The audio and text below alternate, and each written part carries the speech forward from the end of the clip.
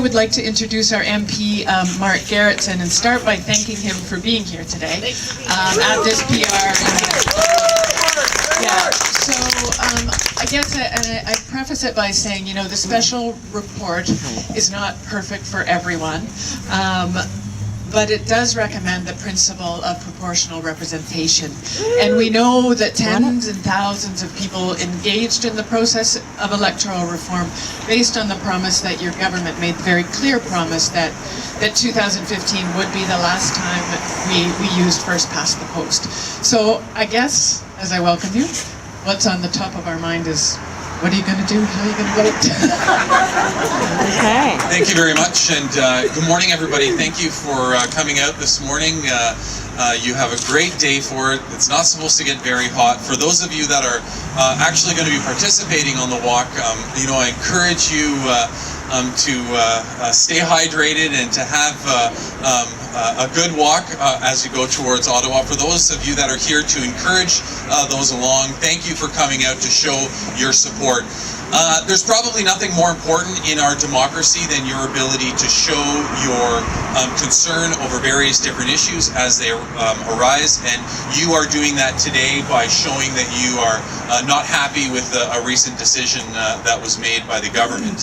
And I encourage you to do that, and I think that it's great that you're here and that you're participating in this manner.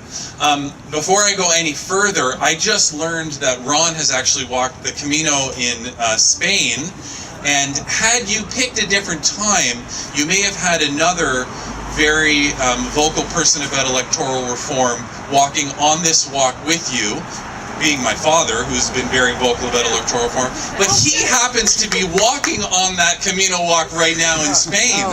So Ron, it seems like he's a step behind you the whole time. But you know, I guess what I'll say is that I was not.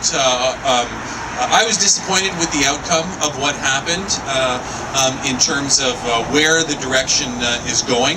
I think that there is so much work to be done on electoral reform. I don't think the discussion is over.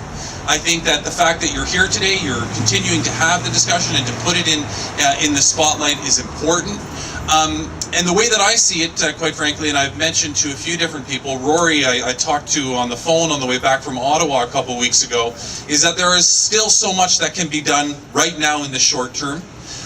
Things like making sure that the per vote subsidy that was taken away from parties. You know, we talk about the Green Party and how it cost them over 600,000 votes. The Green Party used to get a per vote subsidy for every vote.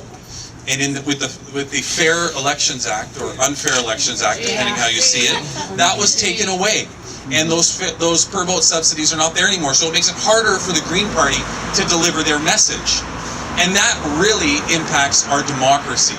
So, you know, I think there's a lot we can do in the short term. I don't think the discussion is over. Your clear representation of the fact that the discussion is not over by being here today. To answer your question, how I'll conclude, I guess, about the report that's coming from the committee. As of right now, I'm not aware of the report that has been tabled. I don't believe it has actually been tabled yet. So I haven't seen it in the manner in which it's going to be tabled before the House. When it does come, I will definitely have a good look at it and then make a decision on how to vote on behalf of myself and the constituents of this riding.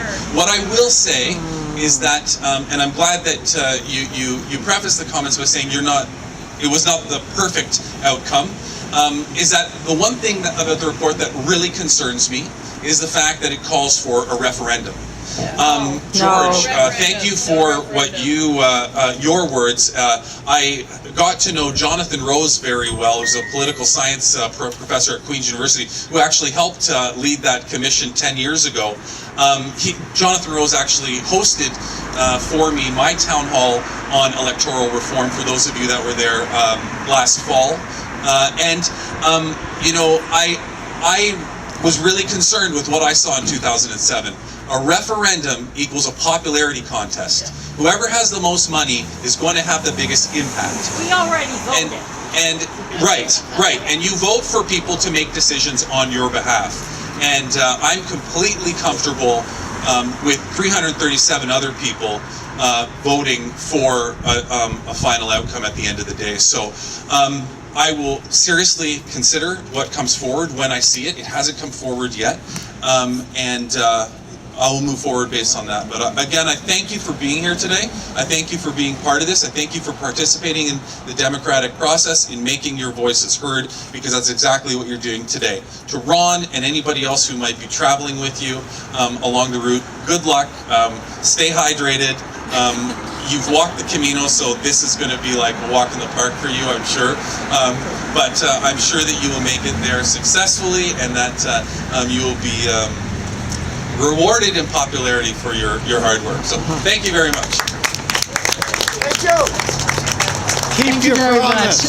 So, you know, when that actually does come around, the wording of the motion, we would like to give you this, and that's a copy of Hugh Siegel's letter and George's comments, but also Fairbout Canada has recently done some polling.